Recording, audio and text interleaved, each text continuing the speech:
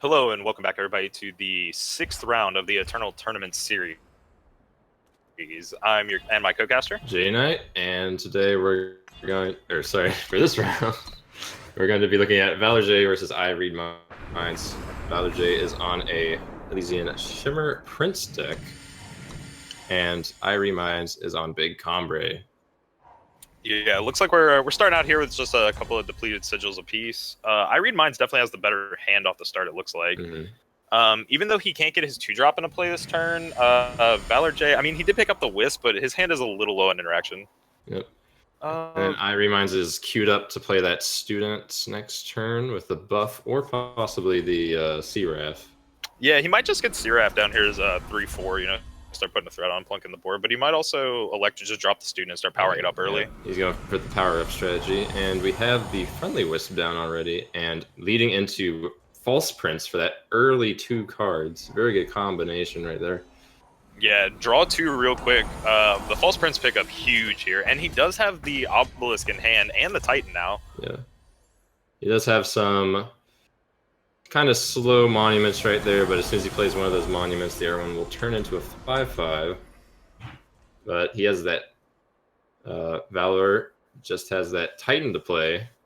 Probably will control the board for a bit here, or he'll go for the Disciple. Yeah, I mean, it's possible. It's possible he's considering the Disciple here coming down and trying to just get more tokens on the board for the Obelisk next turn. If he elects not to drop the Titan, then he might just be playing for like a quick overwhelm strategy. So let's see here.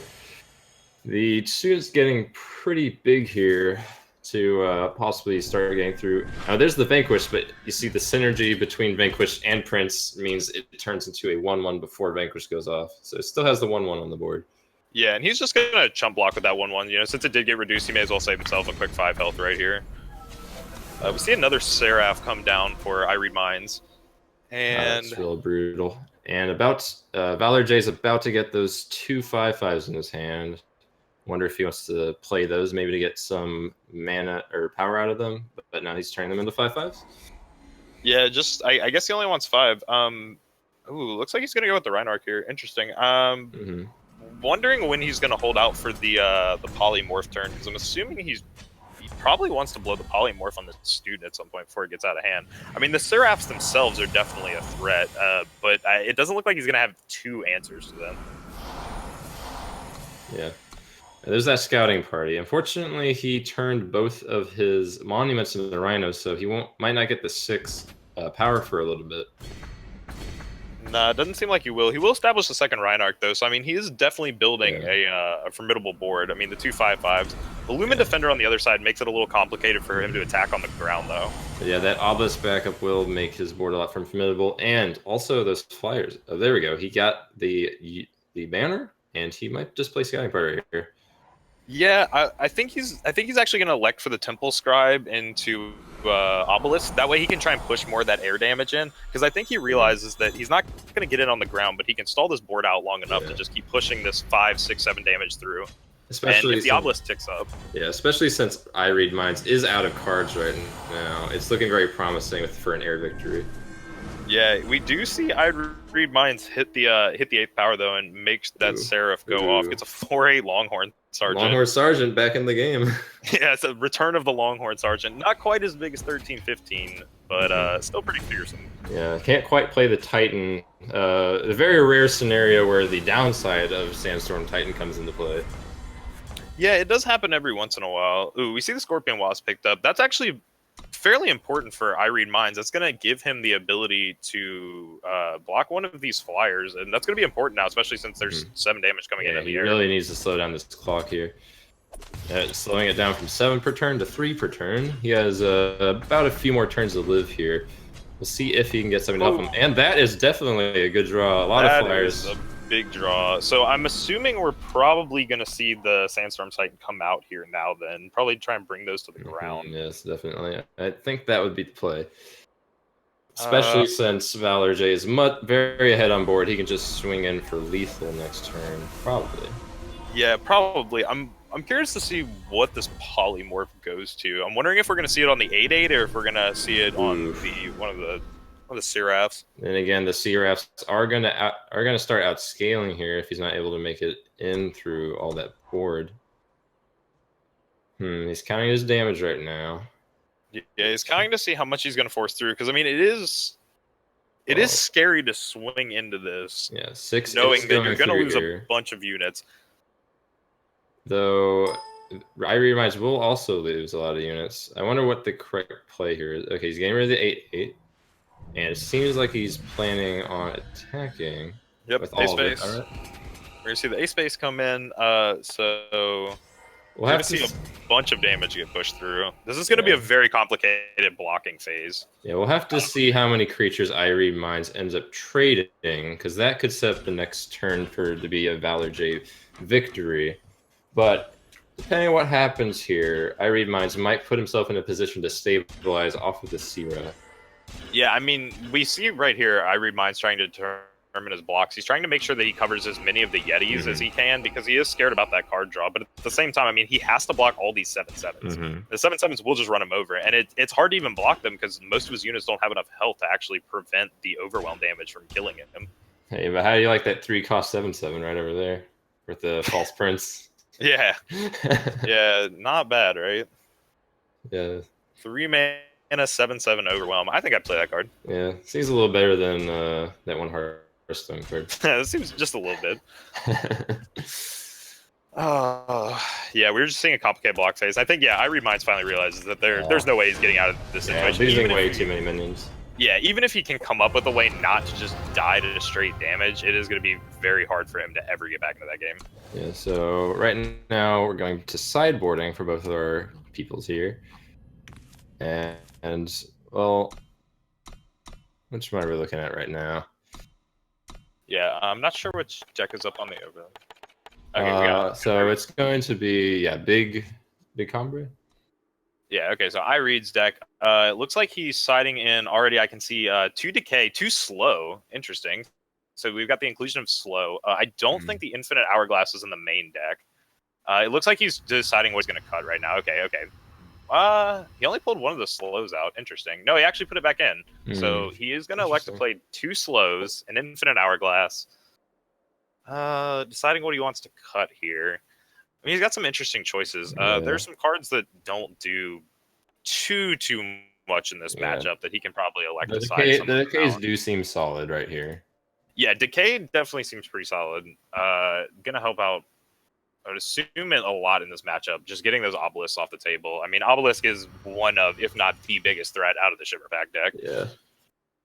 And we also he has a harsh rule in there. He already runs 3 in the main deck. Perhaps we'll keep him in the 4th as well, as it's a very good card against the Shimmerpack decks. Yeah, I have to assume he's going to go ahead and leave the 4 harsh rules in. I mean, it is important to have just a universal board sweeper, because that's what this matchup is all about. Shimmerpack just trying to assemble a deck. Or not assemble a deck, but rather assemble a board that they can beat you down with all these little units buffed up, and being able to clear them off, especially if the player's running out of value in their hand. Like running out of cards. Like as we saw at the end of that game, the Shimmerpack player only had 2 cards left in his hand. He only had a land and a polymorph. If a harsh rule had come off the top of the deck, that could have actually swung the entire game right there. Cleaning up the board was a possibility to get him out of the situation. Yeah. And looks like he is done siding, and we're just going to have to see how much that affects the game 2. Yeah. Seems like a bit of a tough one, since Shimmerpack can go under Big Combrei by just going too wide for them to handle before they activate Seraph too many times. Yeah, we see an immediate mulligan out of Valorj. He drew 7 cards, no power, so yeah, pretty obvious. But it looks like a really nice hand for iReedMinds right here, actually. Yeah, iReedMinds actually has a pretty solid curve here. He could even curve into just Parliament if he wanted to actually play it on 4. I'm not too sure he wants to, but it's entirely possible. Not entirely against it, to be honest. There's not too many flyers in Valorj's deck. Titan is the only thing that could really stop that. So we'll have to see what he decides there. We're going to see Student get pumped up, though, get in a little bit of damage. Seeing a Seraph come down. And Valorj, unfortunately, because all of his lands were tap lands, he's just stumbling to get in. There's 3 turns he hasn't responded. This might be, honestly, a huge swinging point in the game right here, just being able to force in all this early damage. And we'll see if he goes for either Parliament or he's going for the lore. The iReedMinds going for the lore. Interesting. You know, I'm not... I guess if he assumes that Valorj has the Sandstorm Titan anyway, then I guess the Parliament isn't that good. But I'm not too opposed to playing Parliament there and, you know, making him have it, essentially. Yeah, I figure he's keeping it later to play 2 Owls, just in case the situation from last game pops up where Valorj gets some pretty big flyers up in there that needs the answer. Yeah, for the time being, though, it looks like, yeah, he's considering whether or not he wants to push that Student. I mean, the 1/1 Deadly is surprisingly effective. Is he going for the Parliament now? Yeah, he does need that flyer to get around the Scorpion without losing things. Yes, so he gets the Parliament down now. We might see... I'm assuming Valorj is going to Praxis Displace the Owl. Okay, Praxis Displacer. Yeah, put the Owl back in your hand. Just buy yourself a turn, essentially. Get another unit on board, reset the tempo a little bit. Yeah. I suppose he does want to keep the Polymorph for something really important, like perhaps if the Student gets too big or the C-Ref starts getting activated. Or possibly the Martial Ironthorn, as we can see in iReedMinds deck. If he draws enough power, that could be pretty relevant, but not sure if that's going to come into play here in this game. It might with the Mystic Ascendant. You know, double triggering Mystic Ascendant is nothing to joke about. Drawing 2 cards and getting 4/4 is crazy. Yeah. See the Praxis Displacer come down, buy him another turn with the bounce. One time, iReedMinds said. Yeah, and you know, that is the inclusion of a lot of people playing Praxis Displacer in Shimmerpack. They like the ability to essentially just start building their board up and bouncing their opponent's creatures, making them just replay. I mean, he's played this Owl essentially 3 turns in a row now. Yeah. He's wasted 3 turns establishing a single 4/4 that still has done no damage. And that really highlights the strength of the Praxis Displacer. Just such a good tempo card. And then, of course, polymorphing it at the moment it actually sticks. Just for the rubbins, really. Yeah, exactly. Damn. iReedMinds deciding if he wants to go ahead and drop the Mystic Ascendant here, draw a card and power it up. Yeah. Wonder what he's going to be doing. Yeah, he's considering, he's mousing over the Martial Ironthorn like I don't know. It looks like he's going for the greed play where he's going to wait till next turn and try and double it on Mystic Ascendant. I don't think that's quite that greedy. He's already played the Polymorph and the board is getting clogged up. So at this point, having the massive value from the Attendant does seem to be quite a good way to beat out the game, especially since now next turn he can actually activate C-Ref since he got to 8. Yeah, definitely. I mean, getting it down, I think his order was right. It's just there's a possibility, like obviously, you know, if it gets bounced, you're now like a turn behind. You're not actually cycling anything. Okay. You haven't really gained anything. Okay, so he goes through the another might go for the board wipe on the Ironthorn here. That's needs to draw 2 more power to get to that, but that's not too far off, huh? Yeah, really. When you play 1 power and get 3 for it, that's actually pretty good. Seems like he's gonna trade the 11/11 into the Deadly, so he can actually start getting through for damage, maybe. Seems... Yeah, I like this too. If he's willing to trade off the Deadly, like the 11/11 is a big unit, but you know it's not carrying Overwhelm. It's nothing that important. Getting the Deadly off for future attacks. Yeah. And then, of course, now he's playing that pretty big Sandstorm Titan. The Harsh Rule is very awkward in the hand here, but he does have 2 Ironthorns, so that means when he gets to 15, he can clear, and then he has another clear, which is really devastating. Yeah, if he can find 2 more power, this game is almost assuredly over in his favor. At this point, he's kind of just fishing for power and just trying to keep the board in as much of a lock as possible. So there's the Decay to keep the power of Valorj's units down. And swinging in with the Titan, seems pretty good. Valorj would have to trade off 2 units here to be able to kill that Titan.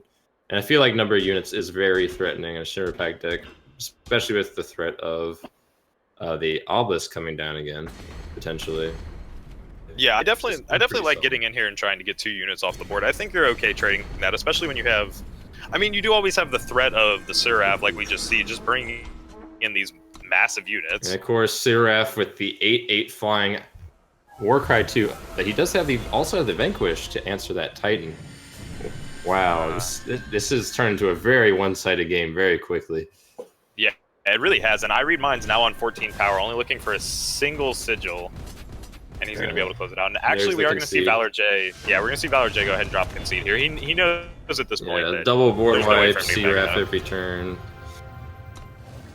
Very few ways to get out of that without just laying a harsh rule. Oh, that was game right there. I mean, we definitely saw a huge turnaround there.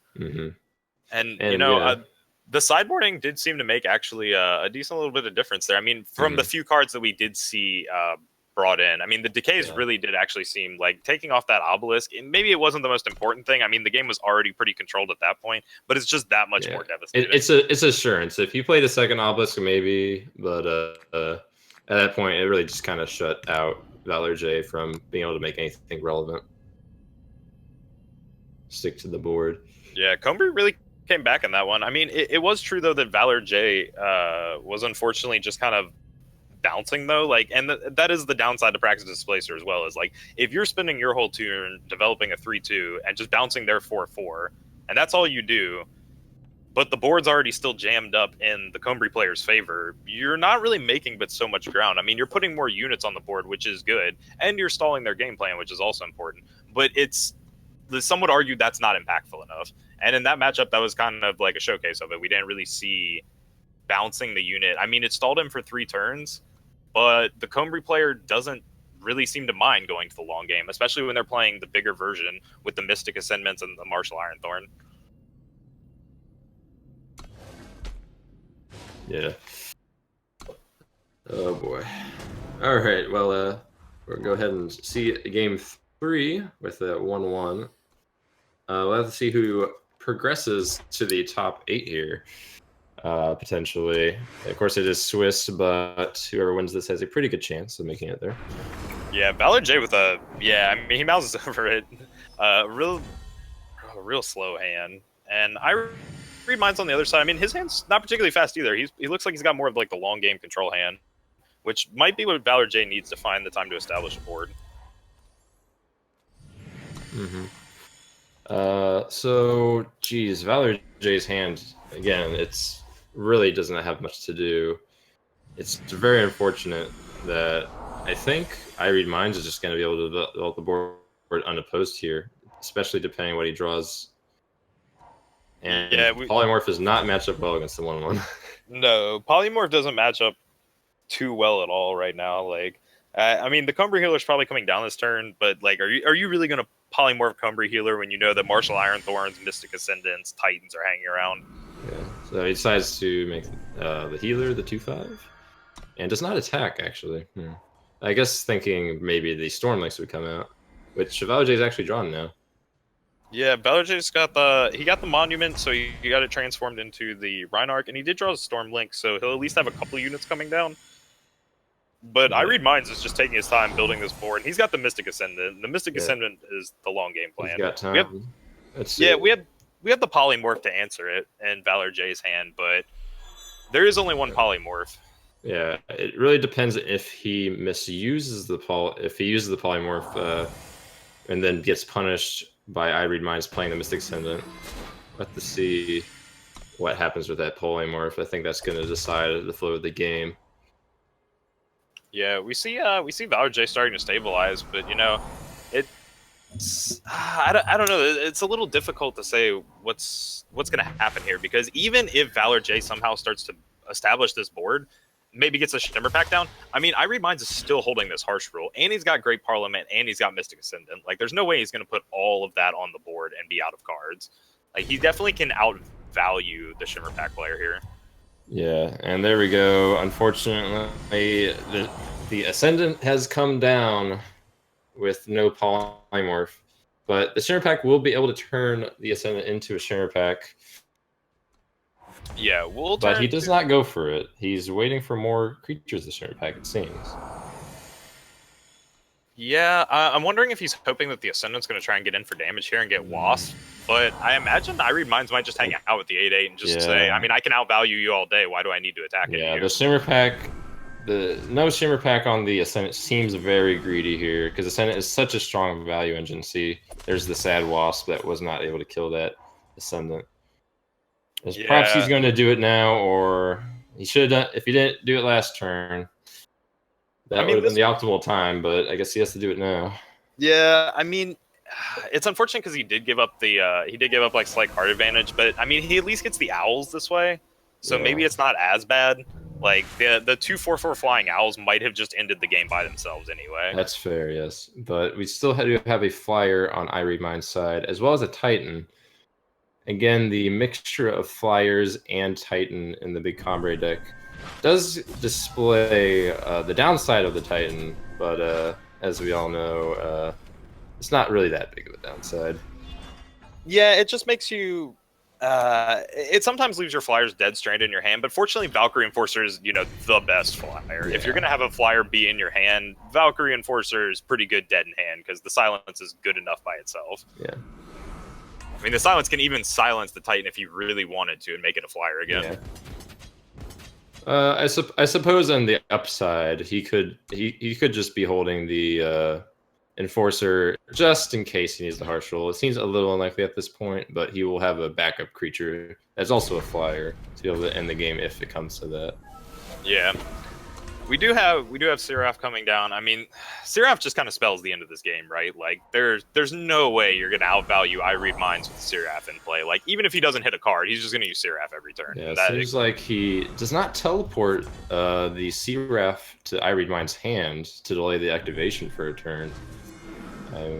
Maybe Ivysaur gets the optional trigger. He decides not to do it.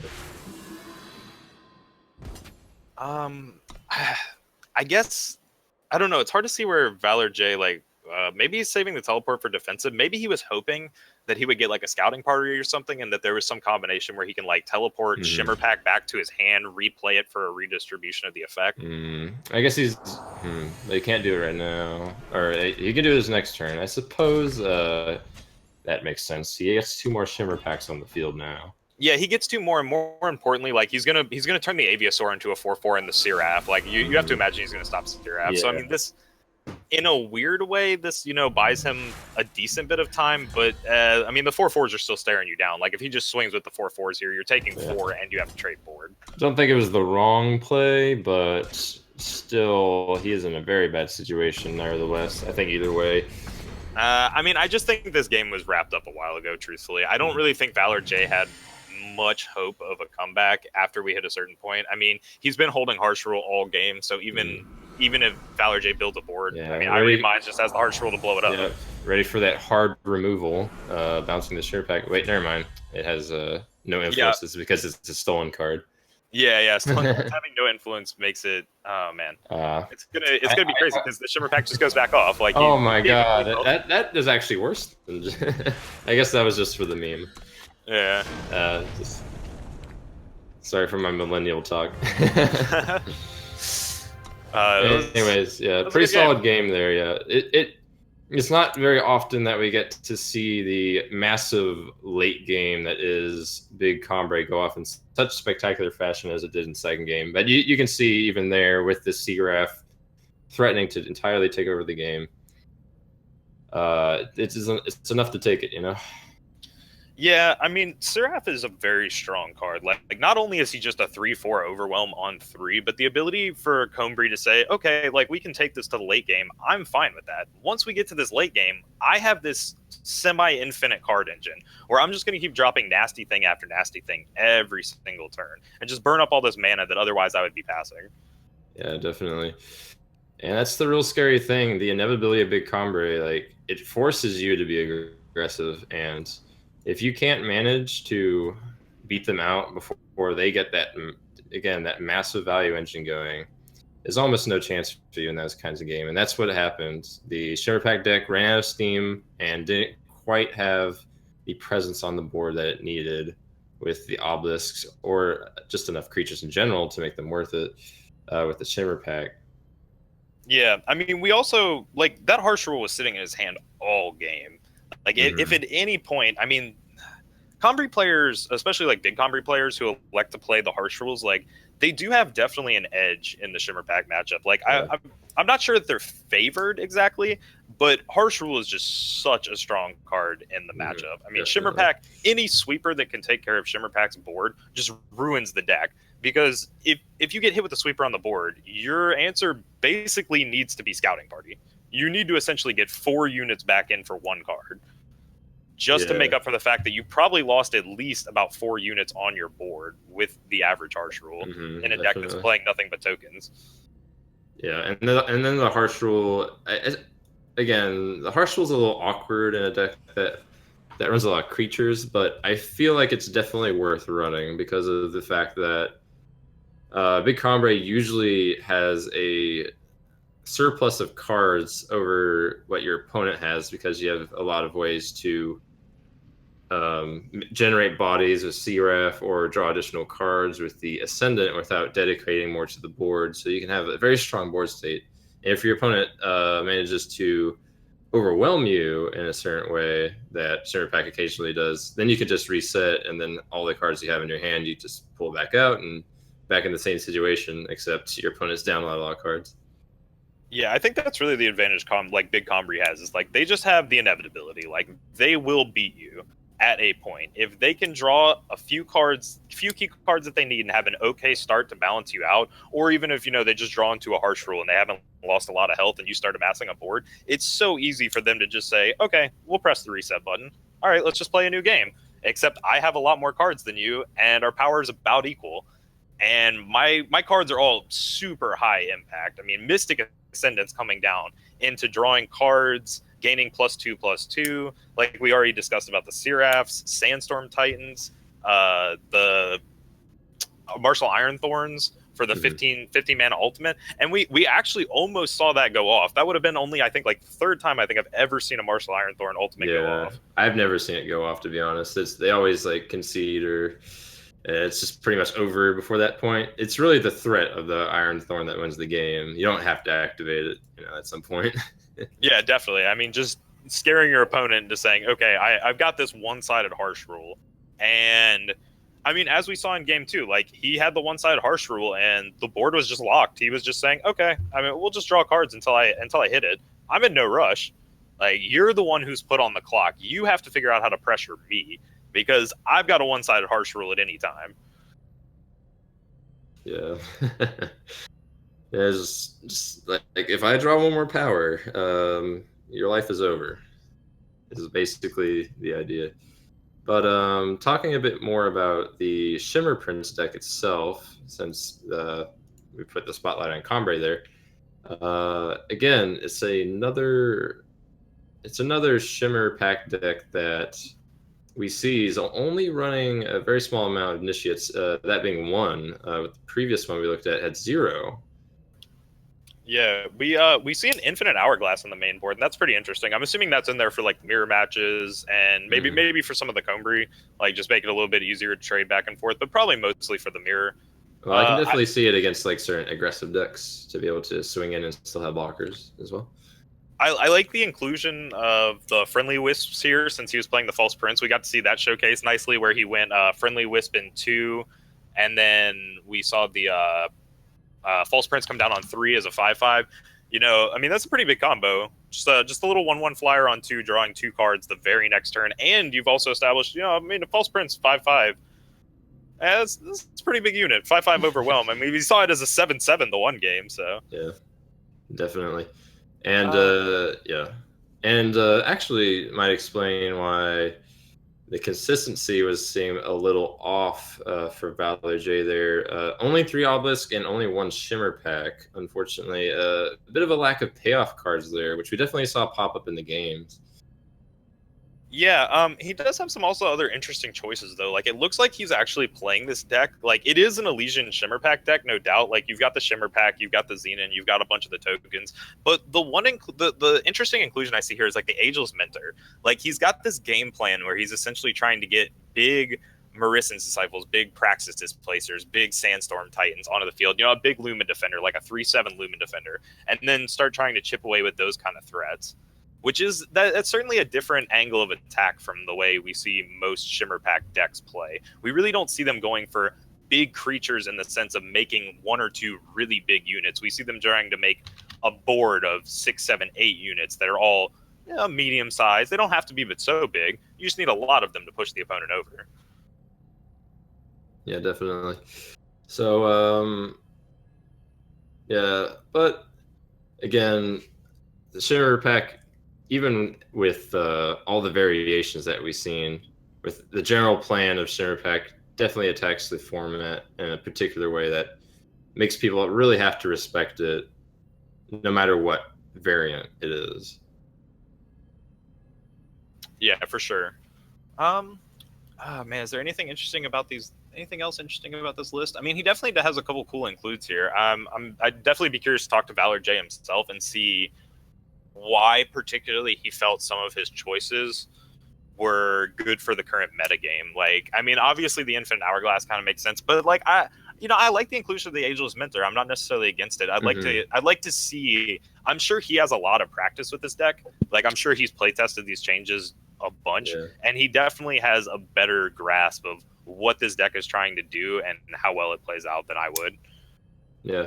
And it does seem like to me with the Ageless Mentors especially, if the deck was running a bit more Shimmerpack, I'm seeing the idea the Aegis Mentor get +2/+2 to your Shimmer packs. When you Shimmer pack, they're like 6/6 Shimmer packs when you do the copy effect, so they're even bigger.